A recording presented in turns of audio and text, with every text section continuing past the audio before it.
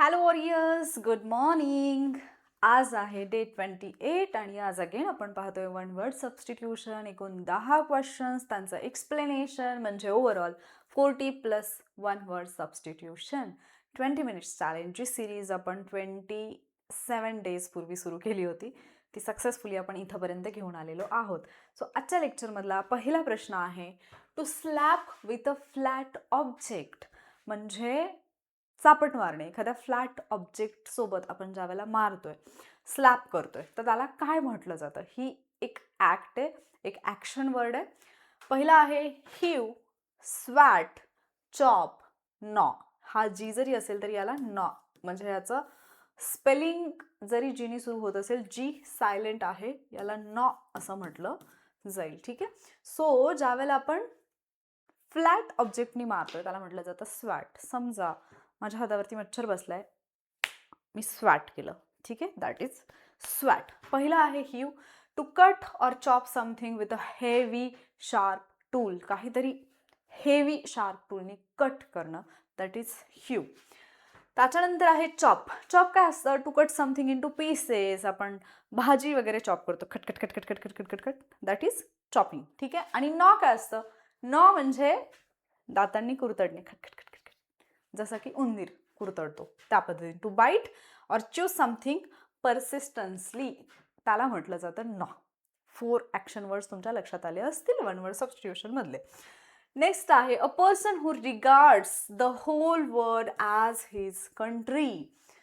अशी व्यक्ती जी अख्ख्या वर्ल्डला स्वतःची कंट्री मेन्शन करते किंवा हे विश्वची माझे घर, ही जी कन्सेप्ट आहे, त्यांना काय म्हटलं जातं? That person is called as cosmopolitan. Cosmopolitan असं म्हटलं जातं त्याला. ठीक आहे. सो बाकीचे जर 3 वर्ड्स पाहिले, पहिला आहे पॅट्रियट. पॅट्रियट काय असतं? आपण म्हणतो पॅट्रियटिक सॉन्ग म्हणजे देशभक्तीपर गीत. मग त्याच्यातला पॅट्रियट कोण असेल? देशभक्त. पॅट्रियट म्हणजे देशभक्त. A person who loves, supports and is devoted to their own country. जे स्वतःच्या देशावरती प्रेम करतात, आदर करतात, डिवोटेड आहेत, त्या व्यक्तींना म्हटलं जाईल पॅट्रियट. दुसरा आहे नॅशनलिस्ट. नॅशनलिस्ट कोण असतात? A person who strongly supports the interest and identity of their own nation, ते असतात नॅशनलिस्ट. देन कॉस्मोपॉलिटन आपण पाहिलं, a person who regards the whole world as their country and considers themselves a citizen of the world, म्हणजे काही माणसं जे स्वतःला या अख्ख्या जगाचेच नागरिक असल्याचं मानतात, कॉस्मोपॉलिटन. आणि मेट्रोपॉलिटन कोण असेल? जे मेट्रो सिटीजमध्ये राहतात, मोठ्या नगरांमध्ये जे राहतात. ठीक आहे. A person who lives in or is associated with a large city. Large सिटीमध्ये राहणारे जे आहेत ते मेट्रोपॉलिटन. नेक्स्ट आहे गिफ्ट लेफ्ट बाय विल. ठीक आहे. सो मरताना काही लोक स्वतःची विल तयार करून जातात. ठीक आहे. मृत्यूपत्र, आणि त्याच्यामध्ये ते स्वतःची प्रॉपर्टी किंवा काही गिफ्ट जे आहेत ते कोणाच्या तरी नावे सोडून जातात. त्याच्यासाठी कुठला शब्द वापरला जातो? आता जेव्हा आपण हे शब्द वापरतोय ना, काय होतं ना, जरी एक्झॅक्टली शब्द तुम्हाला नाही विचारला तरी बऱ्याचदा हे शब्द पॅसेजमध्ये वापरले जातात. आणि मग जेव्हा आपण पॅसेजवरचे क्वेश्चन्स सोडवत असतो, बरेचसे शब्द जर आपल्याला माहिती नसतील तर आपण बरोबर उत्तरापर्यंत पोहोचू शकत नाही. सो हे वर्ड्स तुम्हाला तिथे हेल्प करतात. आणि हे मला का आठवलं? कारण हा लेगसीवाला जो कन्सेप्ट आहे, हा जो वर्ड आहे ना, हा 2022 की 23च्या मेन्सला विचारलेला आहे. कारण तो पेपर जेव्हा मी देत होते त्यावेळेला मला या गोष्टी लक्षात येत होत्या की वोकॅब्लरी स्ट्रॉंग असणं पॅसेजसाठी सुद्धा किती गरजेचं आहे. सो याला म्हटलं जातं लेगसी. म्हणजे काय? A gift or property left to someone by a person who has died, usually through a will. म्हणजे मृत्यूपत्राद्वारे किंवा विलद्वारे आपली जी प्रॉपर्टी आहे किंवा एखादं गिफ्ट जे आहे ते कोणासाठी तरी सोडून जाणं. ॲलिमनी काय असतं? ॲलिमनी मागायला आठवतं का?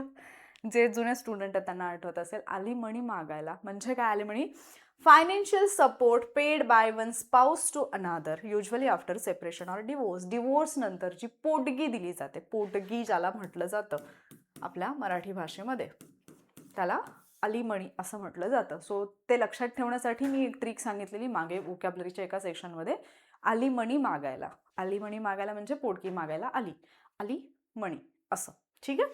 त्याच्यानंतर ॲलिमोनी असं म्हणायला पाहिजे त्याला. Parsimony. I am Parsi, I don't want to spend money. मी पारसी आहे, मला मनी खर्च करायचे नाही आहे. Don't take it personal, just a trick म्हणून सांगते. पारसी मनीचा अर्थ काय होतो? Extreme unwillingness to spend money, excessive frugality. Frugal शब्द आठवतो का आपण घेतलाय? फ्रुगल. फ्रुगल म्हणजे कोण असतो? जो कंजूस आहे, जो खर्च नाही करत आहे. ठीक आहे. सो जे खर्च करत नाहीत, जे कमी पैसे खर्च करतात, त्यांच्यासाठी शब्द वापरला जातो पारसी मनी. ठीक आहे. सो पारसी मनी असे 2 शब्द वेगळे करून लक्षात ठेवू शकता. Then property, something owned by a person or organisation, especially land, buildings or possessions. Property म्हणजे काय असतं? जी आपली संपत्ती आहे, वेल्थ आहे ती.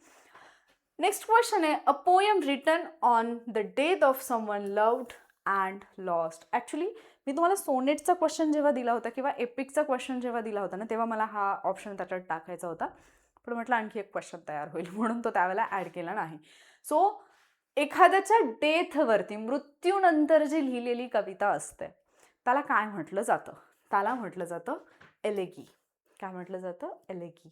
ठीक आहे. सो ओड काय असतं? Ode a lyric poem expressing praise or admiration for a person, thing or event. एखाद्या व्यक्तीचं, एखाद्या प्रसंगाचं किंवा एखाद्या गोष्टीचं कौतुक करणारी जी कविता आहे, त्याचं वर्णन करणारी जी कविता आहे, दॅट इज ओड. एपिक काय आहे? महाकाव्य. आपण पाहिलं होतं महाभारत हे महाकाव्य आहे.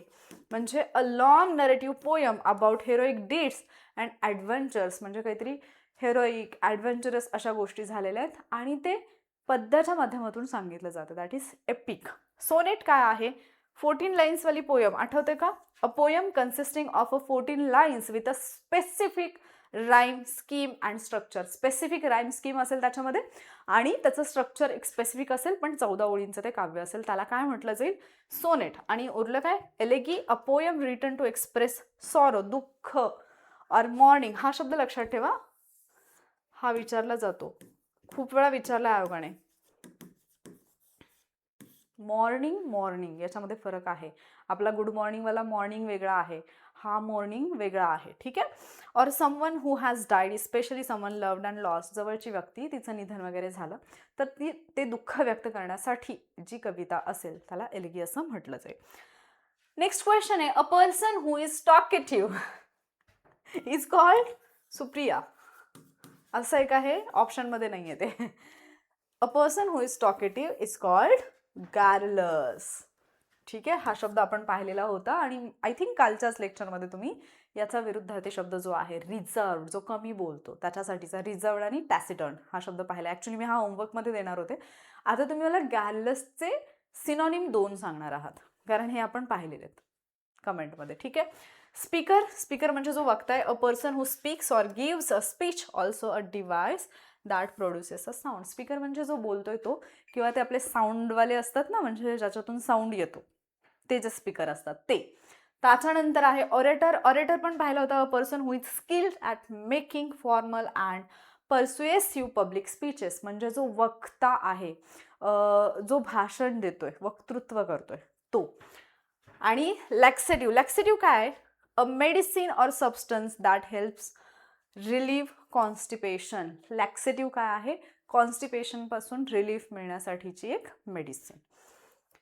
नेक्स्ट क्वेश्चन आहे, a short stay at a place. हा पण रिसेंटली आयोगाने विचारलं. ठीक आहे. म्हणजे एखाद्या ठिकाणी अल्पशा कालावधीसाठी थांबणं, विश्रांती घेणं, किंवा आपण म्हणतो ना की समजा तुम्ही कुठेतरी बाहेर फिरायला गेला तर तुम्ही एका दिवसाचा स्टे घेतलात एका स्पेसिफिक ठिकाणी, काही कालावधीसाठी तुम्ही थांबलात, तिथे राहिलात, दॅट इज सजॉर्न. याला काय म्हटलं जातं? सजॉर्न. ठीक आहे. मग आता हॉल्ट काय? Halt a temporary stop or pause. एक काय म्हणतो आपण त्याला, थोडीशी उसंत मिळाली, थोडासा विसावा घेतला, थोड्या वेळासाठी थांबलो, थोडासा छोटासा पॉज घेतला, दॅट इज हॉल्ट. त्यानंतर इंटरल्यूड. इंटरल्यूड काय असतं? Short period between 2 events or activities. 2 वेगळ्या वेगळ्या ॲक्टिव्हिटीज किंवा सेम ॲक्टिव्हिटीज, 2 ॲक्टिव्हिटीजच्या मधला जो कालावधी आहे त्याला तुम्ही मध्यांतर पण म्हणू शकता. मे बी पूर्ण दिवसाचं एक सेशन आहे, त्याच्यात मॉर्निंग सेशन आणि इव्हिनिंग सेशन आहे, तर आफ्टरनूनला एक छोटासा ब्रेक असेल, दॅट इज इंटरल्यूड. ठीक आहे. इंटरमिशन काय असतं? मूवीज वगैरे पाहताना जे मध्यांतर येतं, म्हणजे अर्धा मूवी संपला की मध्यांतर, इंटरमिशन असं मोठं लिहिलेलं येतं, अँड देन अर्धा भाग येतो, ते असतं intermission. Break between parts of a performance or activity. मग हे नाटकाच्या मध्ये पण असू शकतं, एखाद्या ॲक्टिव्हिटीच्या मध्ये पण असू शकतं, मूवीजच्या मध्ये पण असू शकतं. Then sojourn, a temporary or short stay at a place. Next question आहे, वन हू कॅनॉट डाय, जो अमर आहे, जो मरत नाही असा. आपण नेहमी म्हणतो मॅन इज मॉर्टल, म्हणजे माणूस तर मरणारच आहे. मग जो मरत नाही त्याला काय म्हटलं जाईल? इमॉर्टल. मॉर्टलच्या विरुद्धार्थी इमॉर्टल. इझी आहे. स्टेबल काय असतो? जो स्टडी आहे, जो हालत नाही, जो स्थिर आहे, त्याच्यासाठी स्टेबल हा शब्द वापरला जातो. Firmly established, steady or unlikely to change, म्हणजे जो चेंज नाही होते, that is stable. Immortal, one who cannot die, living for ever, जो अमर आहे तो.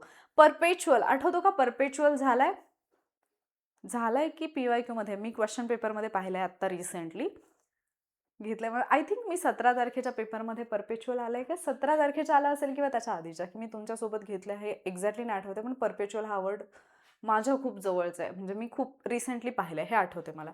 कंटिन्युइंग इंडेफिनेटली ऑर अकरिंग रिपीटेडली, म्हणजे रिपीटेडली म्हणजे जे निरंतर आहे, जे सतत होते, जे सातत्याने होते, दॅट इज परपेच्युअल.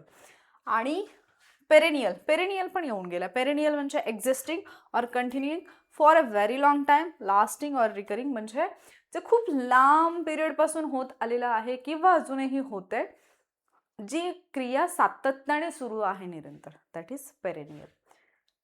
नेक्स्ट क्वेश्चन आहे, अ क्युअर फॉर ऑल डिसीजेस, म्हणजे सगळ्या डिसीजेसवरती, आजारांवरती जो उपाय असतो त्याला आपण मराठीमध्ये म्हणतो रामबाण. या रामबाणसाठी इंग्लिशमध्ये शब्द आहे पॅनॅसिया. लक्षात ठेवा, पॅनॅसिया हा शब्द आहे रामबाणसाठी. ठीक आहे. मग इथे बाकीचे शब्द आहेत एक्झॉर्सिझम. एक्झॉर्सिझम म्हणजे काय माहिती का? A ritual or practice intended to drive out an evil spirit from a person or a place. म्हणजे एखादी झपाटलेली जागा आहे किंवा झपाटलेली बॉडी आहे, त्याच्या बॉडीतून भूत बाहेर काढण्यासाठी मंत्र म्हटला जातो. कुठली मूवी आहे ती? आदा शर्माची पहिली मूवी, 1942 असेल. मूवीचं नाव नका हे करू. तिच्या शरीरामध्ये तो आत्मा शिरलाय, तो बाहेर काढण्यासाठीची जी क्रिया आहे, ती जी रिच्युअल आहे, ती जी प्रथा आहे, ते आहे एक्झॉर्सिझम. क्लिअर? एक्झॉर्सिझम. नेक्स्ट आहे इनकॅन्टेशन. इनकॅन्टेशन, इनकॅन्टेशन म्हणजे अ series of words spoken as a magical spell or charm, म्हणजे जादूसाठी जे काही जादुई मंत्र जे म्हटले जातात त्याला इनकॅन्टेशन असं म्हटलं जातं. एक सिरीज जी बोलली जाईल, ओम भगभुगे भगमासे भगनी भागोदरी ओम भट स्वाहा, असं काहीतरी. So incantation, a series of word spoken as a magical spell, that is incantation. त्यानंतर panacea, a remedy or cure for all diseases or problem, सगळ्या प्रॉब्लेमवरती, सगळ्या डिसीजेसवरती जो आजार आहे, दॅट इज रामबाण. आणि अँटीबायोटिक काय असतं? बॅक्टेरियल इन्फेक्शन जर असेल तर त्याच्यावरचा जो उपाय आहे, मेडिसिन जी आहे, त्याला म्हटलं जाईल अँटीबायोटिक. नेक्स्ट आहे a man of odd habits. काही लोकांना काही विचित्र सवयी असतात. अशी जी विचित्र माणसं असतात त्यांच्यासाठी एक विचित्र शब्द इंग्लिशमध्ये, दॅट इज इक्सेंट्रिक. इक्सेंट्रिक म्हणजे जे एका सेंटरला थांबत नाहीत, इक्सेंट्रिक. ठीक आहे. So eccentric, a person who behaves in a strange or unconventional way, especially in habits or appearance. Sometimes I behave like that in my family. In my house. ठीक आहे, with my family.